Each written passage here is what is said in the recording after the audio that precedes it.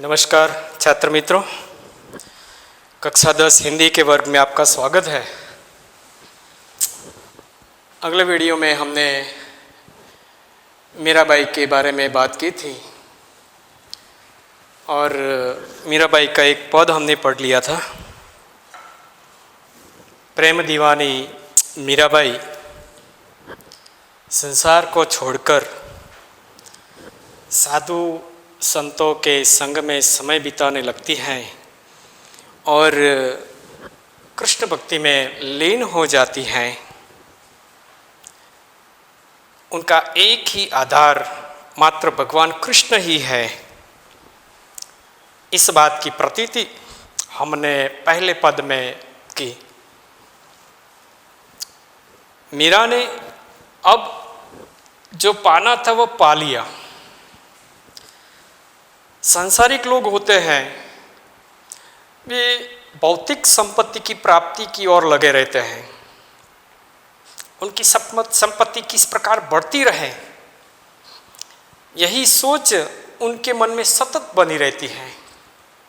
ठीक वैसी सोच आध्यात्मिक जगत में लगे हुए जो लोग होते हैं, उच्च कक्षा के जो भक्त लोग होते हैं, उनका ध्यान निरंतर भगवान की ओर होता है।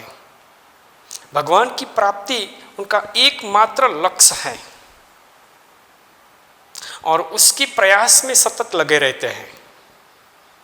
और जो थोड़ी सी प्रतीति होती है या भगवान की प्राप्ति होती है, तो इससे मिलने वाला जो अलौकिक आनंद है, इसकी अनुभूति की बात ही कुछ और है। और ऐसी एक अनुभूति मीराबाई कर रही है दूसरे पद में। मीराबाई को जो प्राप्त हुआ है वह अमूल्य है, अखूट है, कभी न खुटने वाला है, कीमती है। और ऐसे राम नाम रूपी, कृष्ण नाम रूपी धन की प्राप्ति ये मीरा के लिए सबसे बड़ा भंडार है। और उसकी प्राप्ति से मीरा को जिस बात की खुशी हुई है, उसकी अभिव्यक्ति दूसरे पद में की है। पद का नाम है पायो जी मैंने राम रतन धन पायो।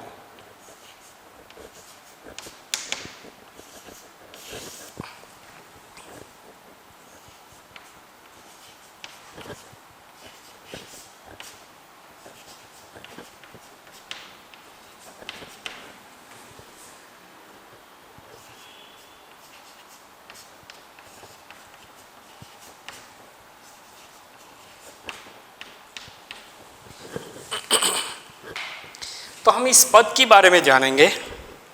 इसके पहले हम पद का गान करेंगे, बाद में इसका भाव जगत पहचानेंगे। तो मैं पद का गान करता हूँ, आप लोग ध्यान से सुनेंगे, किताब में ध्यान दें।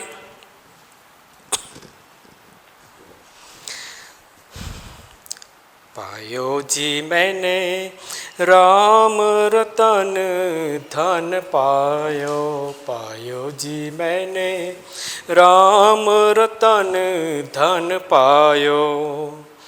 वस्तु अमोलक दी मेरे सतगुरु, वस्तु अमोलक दी मेरे सतगुरु, कर कृपा अपनायो। पायो जी मैंने कर कृपा अपनायो, पायो जी मैंने राम रतन धन पायो। जन्म जन्म की पूंजी पाई, जन्म जन्म की पूंजी पाई, जग में सबे को आयो। पायो जी मैंने जग में सबे को आयो, पायो जी मैंने राम रतन धन पायो। खर्चे नहीं कोई चोरन लेवे, खर्चे नहीं कोई चोरन लेवे, दिन दिन बढ़त सवायो।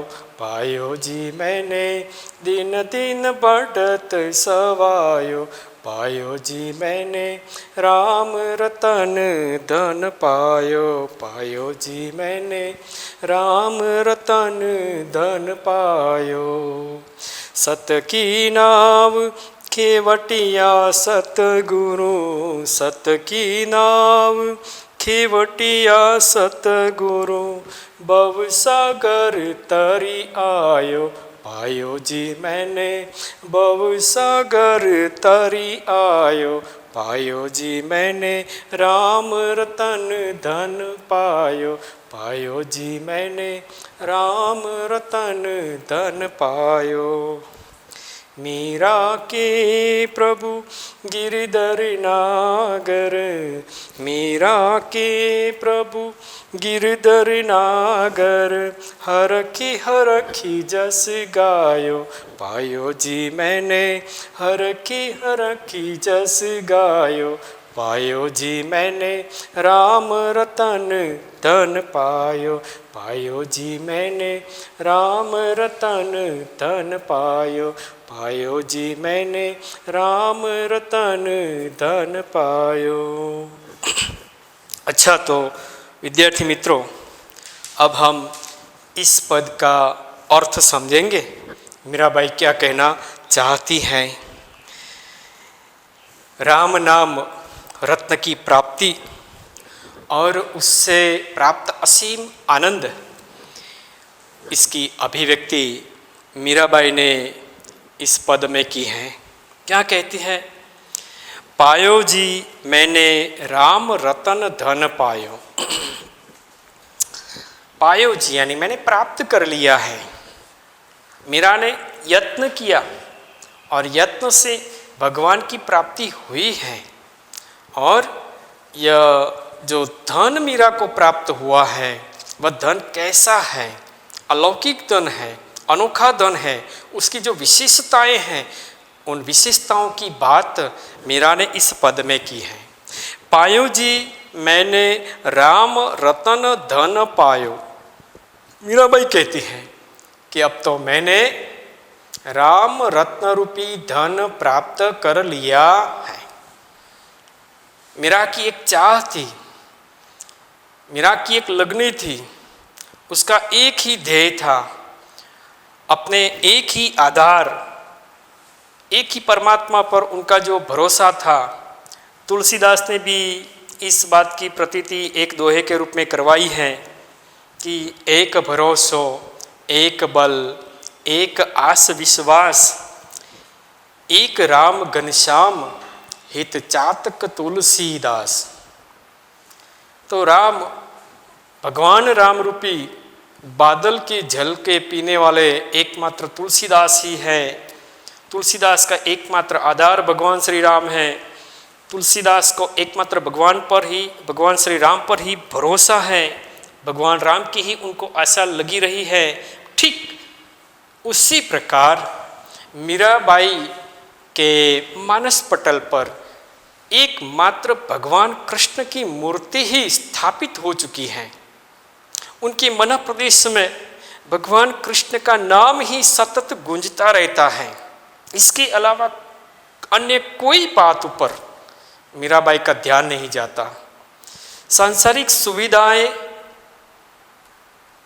उनके पास आसपास हाजिर थी और फिर भी मीराबाई ने उन सब का त्याग कर दिया है। बस परमात्मा प्राप्ति की लगनी उनके मन में थी और इसकी अनुभूति, ये जो धन पाया है इस संसार में सबसे बड़ा अनोखा धन है और उसकी विशेषताएं यहाँ पर बताती हैं। कहती है कि मैंने तो अब राम रत्न रूपी धन की प्राप्ति कर ली है, मुझे अब किसी धन की आवश्यकता नहीं है, क्योंकि इससे बढ़कर कोई और धन हो ही नहीं सकता। बराबर। तो ये धन कैसा है, आगे बात बताती है मीराबाई। क्या कहती है? वस्तु अमोलक दी मेरे सतगुरु, कर कृपा अपनायो, जन्म जन्म की पूंजी पाई, जग में सबे खुवायो। वस्तु अमोलक, ये जो प्राप्त हुई है चीज वस्तु, राम नाम रूपी रत्न जो प्राप्त हुआ है वह कैसा है? अमोलक है। अमोलक यानी अमूल्य।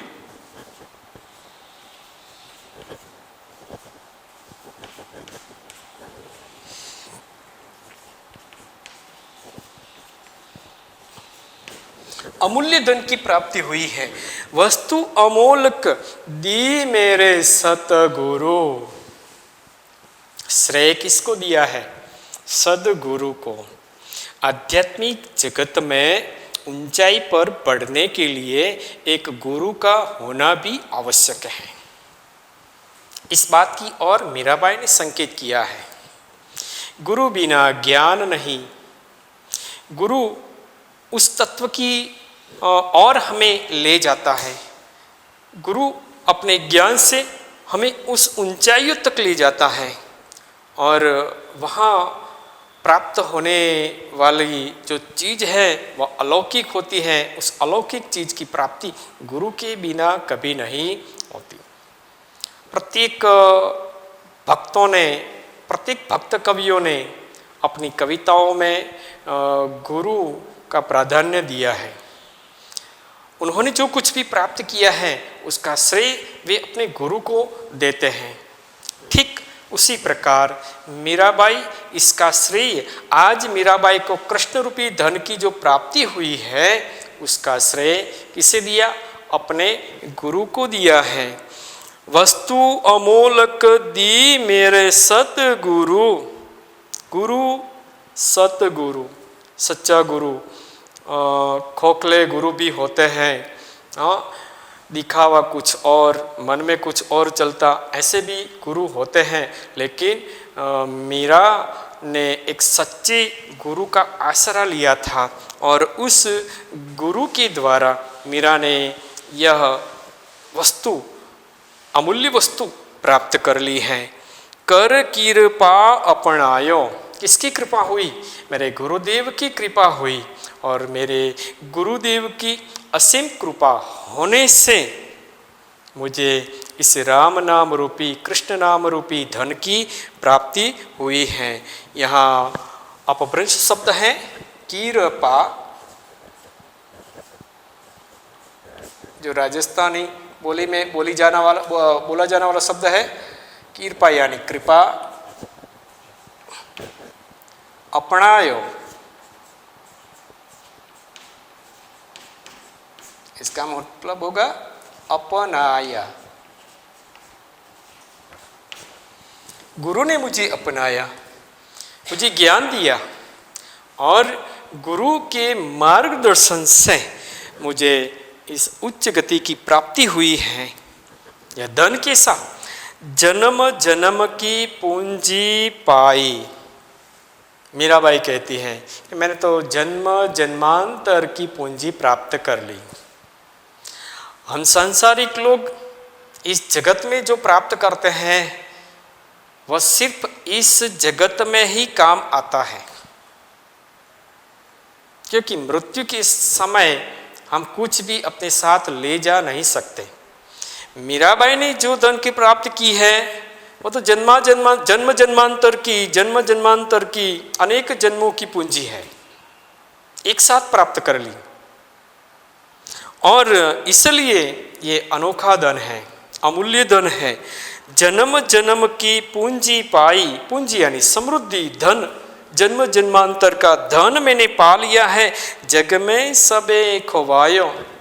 लेकिन इसके लिए मीरा को कुछ कुर्बानी देनी पड़ी है। भक्तिनो मार्ग छे सुरानो, नहीं कायरनु काम जोने, प्रथम पहला मस्तक मूकी, वर्तु लेऊ नाम जोने। बलिदान देना पड़ता है।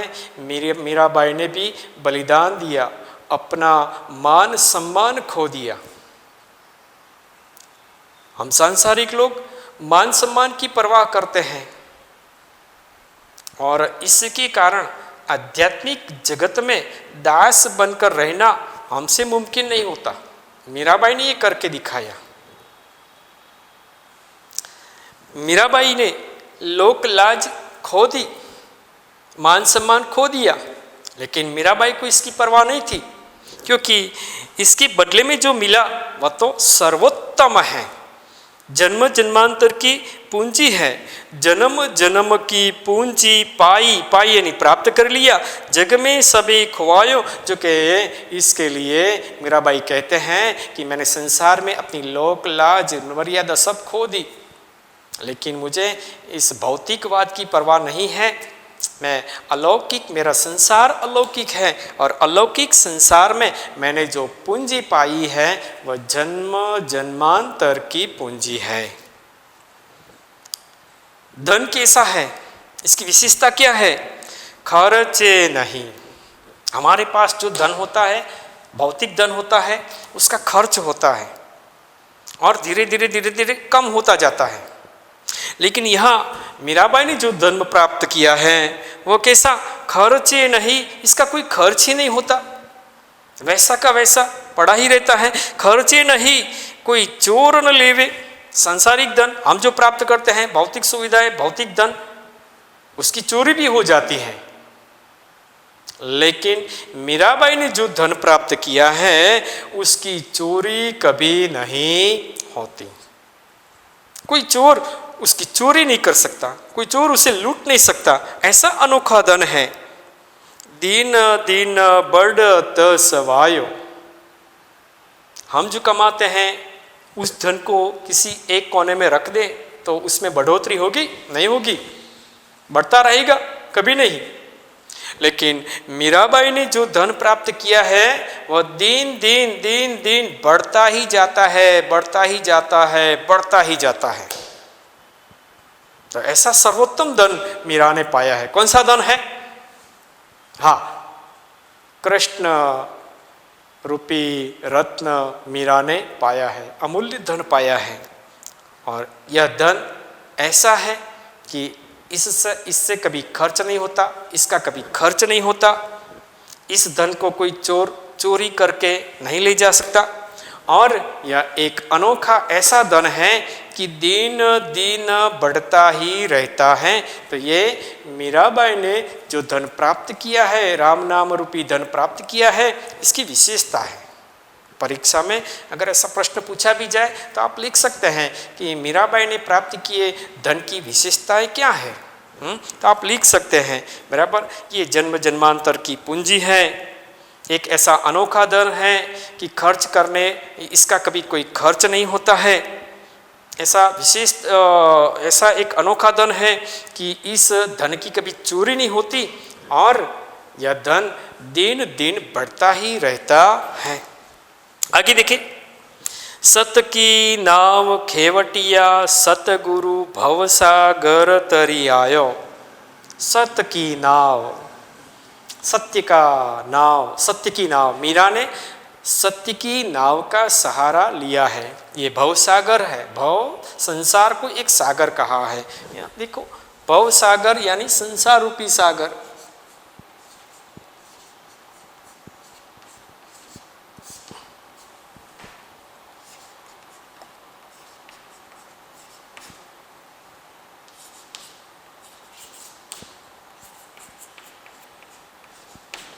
जो कि ये पद है कर्मधारय समास में रहा हुआ है।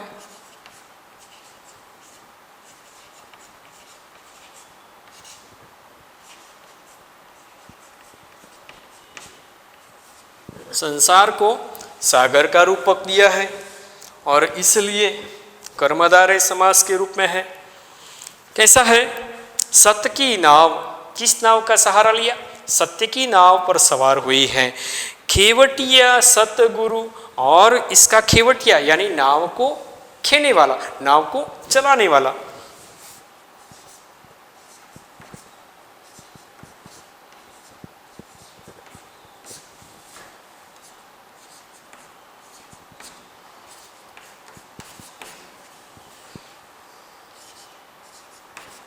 खेने यानी चलाने वाला। मीरा की सत्य की नाव है, सत्य की नाव पर मीरा सवार हुई है और उस नाव को चलाने वाले और कोई नहीं, सतगुरु है। अर्थात सतगुरु सही मार्ग पर ये नाव लेकर मीरा को भव सागर पार करवाते हैं। मीरा ने सांसारिकता को किनारे पर रख दिया और भव सागर तर गई। सबसे ये जो भक्त की चरम सीमा है, सत की नाव खिवटिया सतगुरु भव सागर तरी आयो।